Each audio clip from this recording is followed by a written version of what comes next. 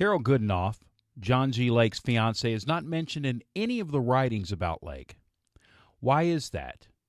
Well, perhaps it's because he was 38 and she was 17. I've got 3 articles that date back to 1909 that report this affair, so you're going to want to keep watching.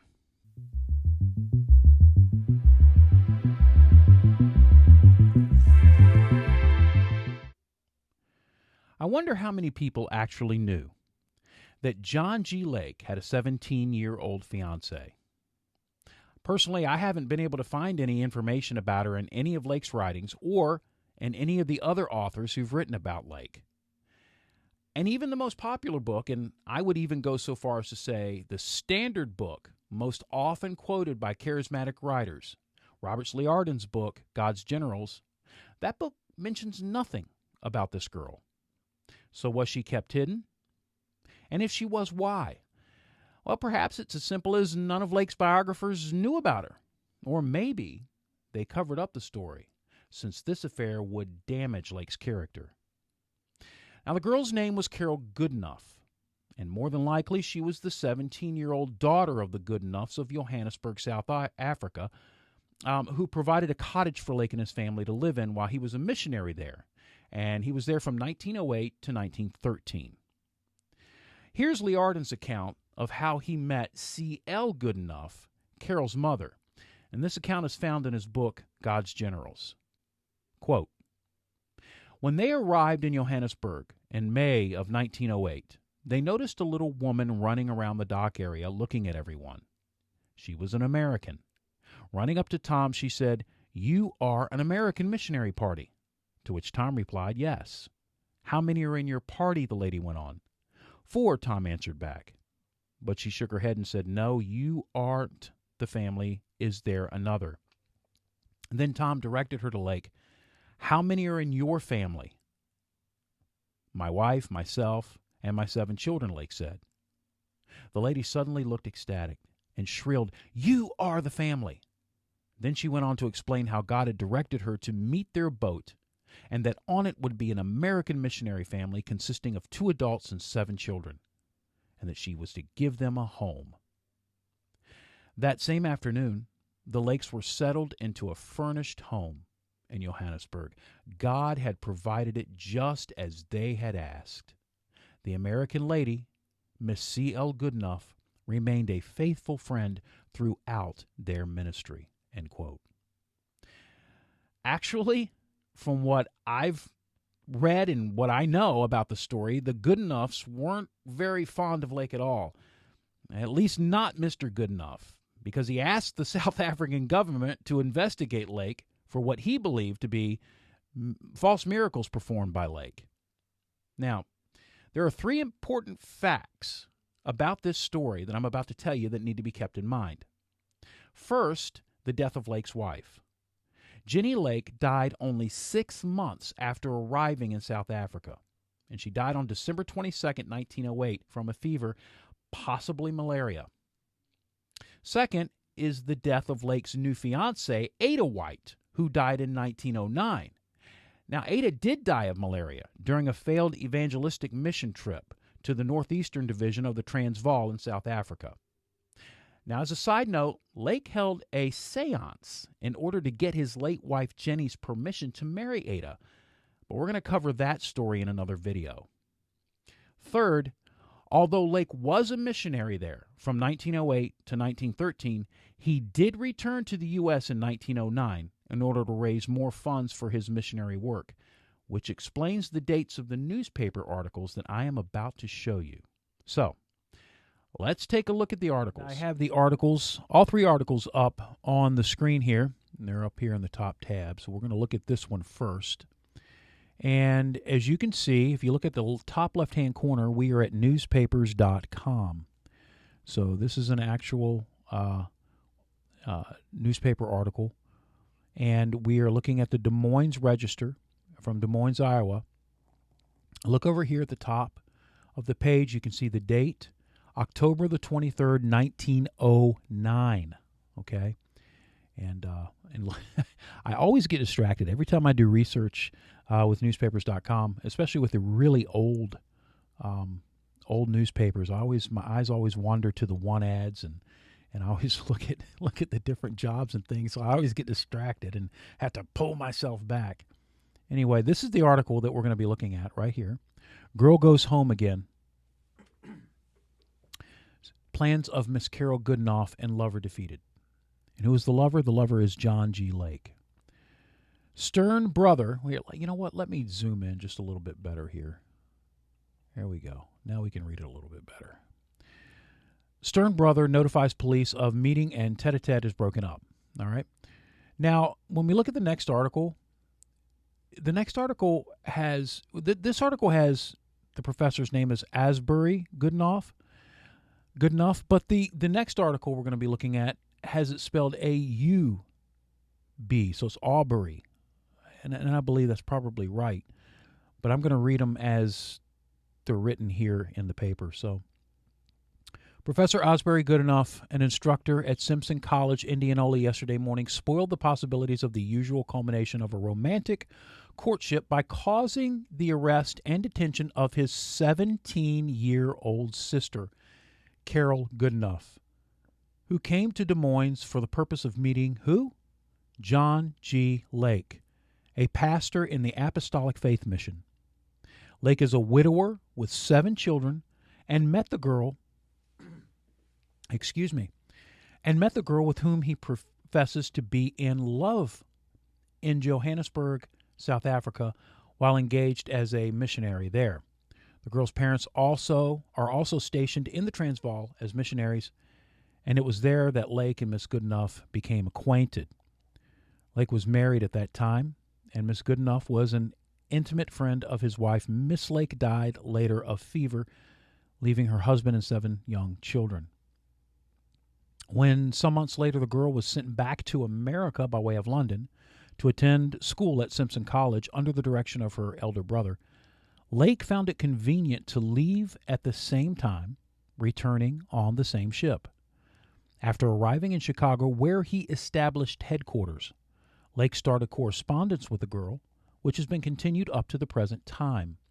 The brother knew nothing of the courtship, except that his sister had met Lake in the Transvaal. When his sister left home yesterday morning, however, Professor Goodenough suspected that all was not well and telephoned Chief Police Miller requesting that she be detained until his arrival. When the police arrived on the scene at the Rock Island Depot, the couple were engaged in an interesting tete-a-tete in the waiting room. The girl was taken to the matron's room at police headquarters, where Lake followed immediately.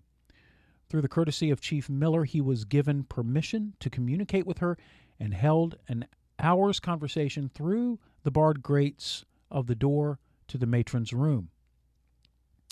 Following the arrival of Professor Goodenough yesterday afternoon, the girl was released from her confinement and allowed to confer with Reverend Lake, her brother, and his wife. After a conference of 2 hours, the entire party left police headquarters, the girl returning to her home at Indianola with her brother and the prospective groom continuing his journey to California to meet his fellow missionary. There's a little bit of discrepancy between that and that little phrase I just read and what Lake says in the next article, because Lake is going to give his account of the story between the two of them in the next article.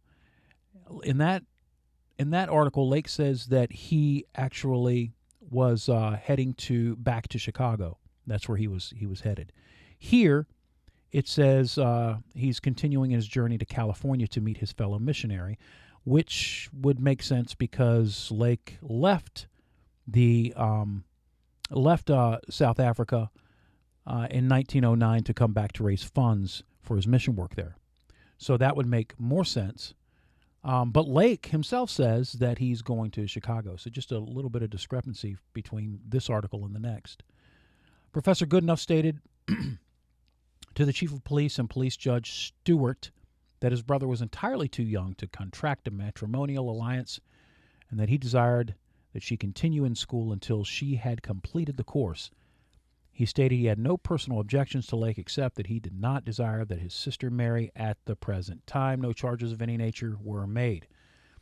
A little bit more angry in the next article, so let's head over there. The brother is. All right, and here we are again. Let me just kind of zoom out just a hair so we can look.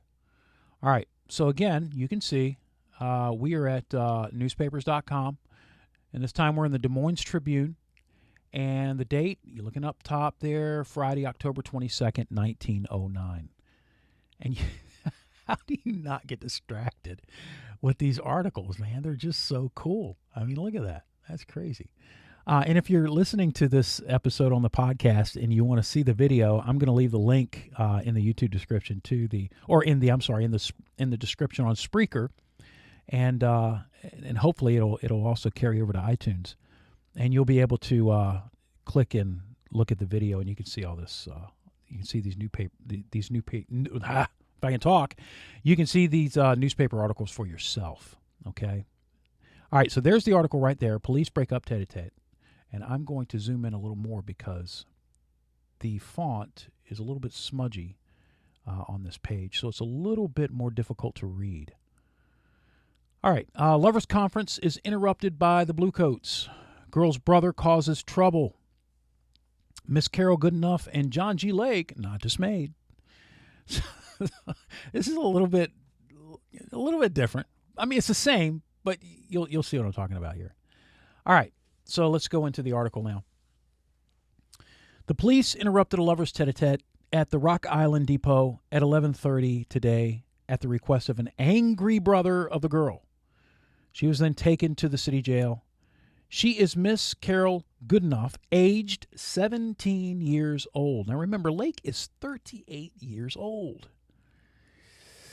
Anyway, the man is John G. Lake, a missionary from Johannesburg, South Africa. The brother is Professor Aubrey. See, there's the name right there, Professor Aubrey.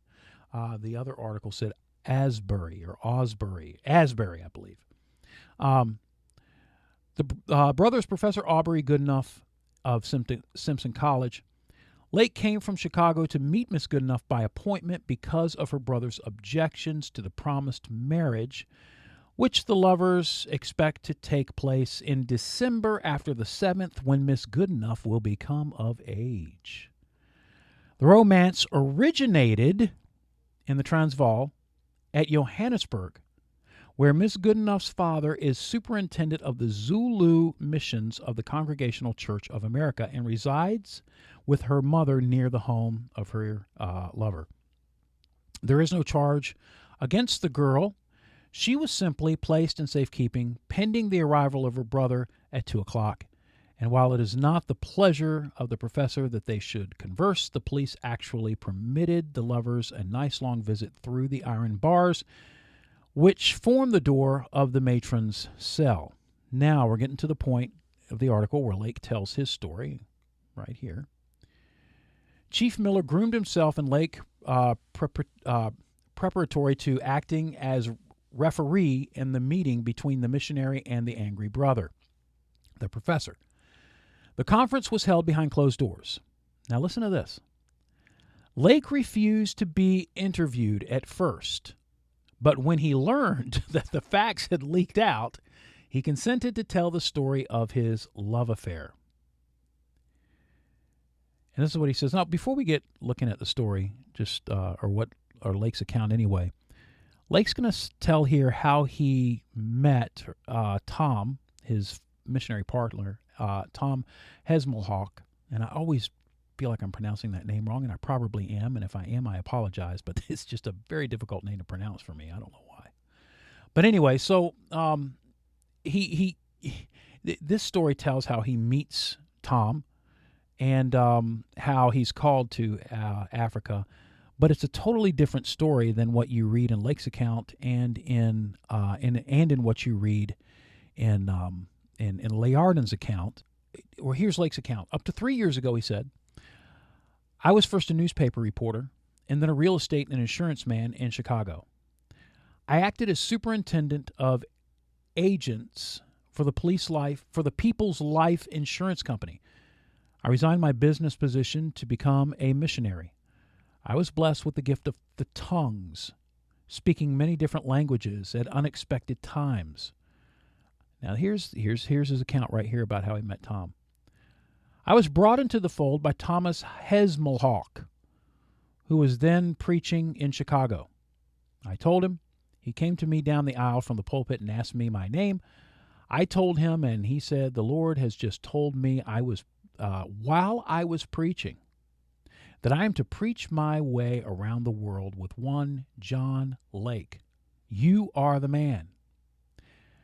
Somehow, I was then and there convinced. All right, I'm going to stop right there for a second.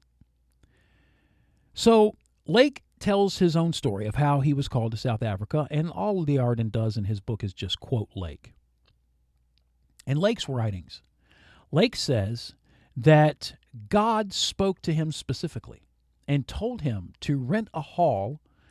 I believe, if I'm correct, it was in Indianapolis, to rent a hall and to carry out meetings there, and that God would provide the funds he was to go to South Africa. So that is where Lake says he was called. And it does say up here that that he had sold his property to become a missionary. But look what Lake says here. He says, somehow I was then and there convinced. Well, Lake was convinced well before that because he went out, supposedly rented a hall, and held meetings to raise money. And he also knew Tom before this. So anyway, he says, somehow I was then and there convinced. And it is with him that I am now preaching and conducting the mission at Johannesburg. And I live there at number 4, blah, blah. He gives his address there in Johannesburg. This newspaper font is kind of just not clear. So right here, he gives his age. He says, it looks like he says I am 28. I think that says 38 because he was 38. He says, I am 38 years of age. I am a widower and have 7 children. My wife died 1 year ago at Johannesburg of a fever while I was away upon missionary work. My wife and Miss Goodenough's family were great friends. Miss Goodenough was a chum of my wife and used to come and visit with her almost every day. Miss Goodenough's mother and father are willing that we should marry. Now, that's important to note, okay, because in the third article, it says something entirely different, okay? Miss Goodenough's mother and father are willing, remember that, are willing that we should marry. And when Miss Goodenough came to America with the party of missionaries of which I was a member about 2 months ago, her own mother placed her in my care for the trip, and I doubt that very seriously to be true. I brought her to Chicago, and she came on home alone. She has entered a 3 years course at Simpson College. Carol wrote me that her brother objected to our marriage. She indicated that it was the difference in our age. She indicated that it was the difference in our ages to which he most seriously objected. So by agreement, we met in Des Moines. I came from Chicago via the Rock Island, arriving at 7 o'clock, and she arrived on the branch train at 11 o'clock. I was at the train to meet her. Now, we got to scroll up here. Let's go up to the top here. We walked into the waiting room at the station and seated ourselves to talk. We had talked maybe 20 minutes when the police came in and took charge of Miss Goodenough. I walked down to the police station with them and was, by courtesy of the officers, permitted to continue my conversation with the fiancé. While it has not been pleasing to have such interference, I must say we have had a most pleasant meeting and have discussed the situation to some extent. I regret the attitude of her brother. There was no harm intended in any way. We simply planned to spend the day in the city in open public places. And here it is, what I told you in the last one. The last one says he was heading to California, and this is where he says, I expected to leave for Chicago this evening. There was no plan to elope mentioned by either of us, and I had no thought of hurrying our former plans of marriage when she reaches the age when she may do as she likes. Lake is a well-proportioned man, tall and broad-shouldered with black hair, slightly streaked with gray. He wears the conventional dress of the clergyman and is a cultured gentleman. It was the announced intention of the professor to return to Indianola at once this evening with his sister, leaving her fiancé to take himself back to Chicago the best way he may. The police refused to permit the young woman to be interviewed. All right, so that's article number 2. And remember what I said about the parents wanting or at least knowing of Lake being married. Let's see, where was that? Let's go down here just a bit so we can remember what it was here. It says,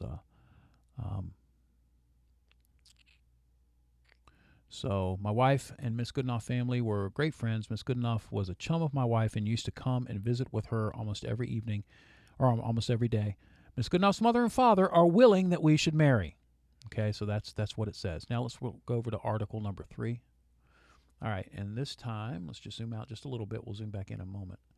But we are at the, still on newspapers.com, Sioux City Journal, Sioux City, Iowa. The date of this newspaper article is October 23rd, 1909. Okay, so let's go down and look at the articles. It's a really small one, so we don't have to zoom in that much here. Okay, police spoil plans. Very small article here, not much at all, but you're going to see the discrepancy here as we read. Indianola girl went to Des Moines to meet Reverend John G. Lake. Des Moines, Iowa, October 22nd special. The police, this morning, broke up a contemplated meeting between Reverend John G. Lake, aged, this is 35, he was 38, age 35, an apostolic missionary late of Africa, and Carol Goodenough, a 17-year-old girl. As she alighted from the Indianola train, the girl's brother wired from Indianola to have her taken into custody. Now, here it is. Look at this. Her parents were formerly missionary workers in Africa, and it was there she met Lake. They deny that marriage was contemplated. Lake said that, the parents were all for it in the last article. Go back and look at it really quickly. Boom. Okay? Miss Goodenough's mother and father are willing that we should marry. And back over here, it says, they, parents, they deny that marriage was contemplated. So which one is it? Well, Lake was Lake was a liar. I'm trying to think of a kind word to say here, but it's just true. Lake was caught in so many lies throughout his quote unquote ministry life. He was caught in so many lies. The guy was just a fraud and a con man. So, and again, I guess that's not polite, but it is what it is. It's just how it is. So which one was it? Did the parents actually agree to the wedding? Did they know about it? Or is this the truth? They deny that marriage was contemplated. Well, since Lake is known and prone to lie, I'm thinking here that the parents wanted nothing to do with John G. Lake. As a matter of fact, the parents really weren't very fond of Lake at all. So there's the 3 articles for you. Now, from my own research, I don't find Lake to be at all what so many popular charismatic leaders make him out to be. I find him to be a liar, a fraud, and a con man. And the story about Lake's affair is just more evidence of the fraudulent lifestyle of John G. Lake.